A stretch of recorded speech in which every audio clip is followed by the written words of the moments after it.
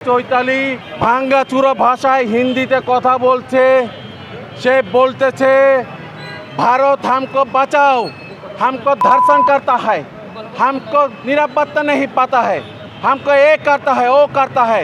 आमी मोदी के बोलबो এই তোমার চামচা মহিলা, আমি শুভেন্দুকে বলবো এই তোমার চামচা মহিলা, এই তোমার পতিতা মহিলা তোমাদের ভাষাকে ধর্ষণ করে ফেলেছে। তুমি এই মহিলাকে ভারতে নিয়ে তার অতি সত্ত্বে সাজার অন্তর্ভুক্ত করো। এই মহিলা কোনো সনাতন ধর্মীর একক মহিলা নয়। এই মহিলা আওয়ামী লীগের দালাল, এই মহিলা ভারতীয় দালাল, এই মহিলা শুভেন্দুর দালাল। এই মহিলা সর্বদাই ভারতের পক্ষে কথা বলছে।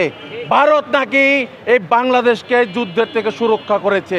এই মহিলাকে বলতে চাই, কতজন সনাতন ধর্মী ৭১-এ শহীদ হয়েছে, কতজন সনাতন ধর্মীরা রক্ত দিয়েছে, কতজন সনাতন ধর্মীর বোনেরা ইজ্জত দিয়েছে। বাংলাদেশের মধ্যে যা বলা হয় পাকিস্তানিরা ধর্ষণ করেছে আমাদের মা বোনদের, তার চাইতে বেশি ধর্ষণ করেছে ভারতীয়রা।